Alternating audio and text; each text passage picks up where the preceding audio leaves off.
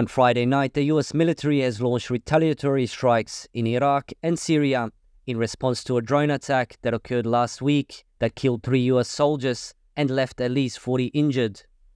The attack took place at a remote logistics outpost located on the borders of Syria, Iraq, and Jordan. The drone is believed to have been fired by Iranian-backed militants and appeared to originate from Syria. This marks the first instance of US troops being killed by enemy fire in the Middle East since October 7. The US military carried out a series of military strikes targeting sites used by Iranian-backed militias, with more than 85 targets at 7 locations in Iraq and Syria.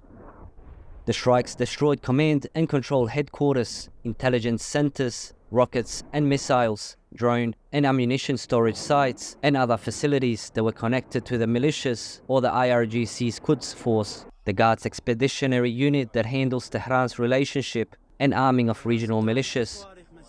The US has pledged that these strikes will not be the last military action taken in retaliation for the attack on US soldiers. It is expected to be part of a larger retaliatory campaign. So I think the Iranians know the limits of their capabilities. They know that they've been allowed to extend this far due to, frankly speaking, Western apathy and the lack of appetite for wanting to take action resulting from the popular backlash that that Western governments felt in the aftermath of the Iraq War. So they're taking advantage of this position. However, if the West was to take a more muscular approach and was to strike high-level Iranian targets, perhaps even on Iranian soil, I don't think that the Iranians would do much because they'll be thinking, okay, we've overplayed our hand here. We've repeatedly tried to get more than we by rights should have anyway. Perhaps it's time for us to ease off, otherwise we risk losing everything.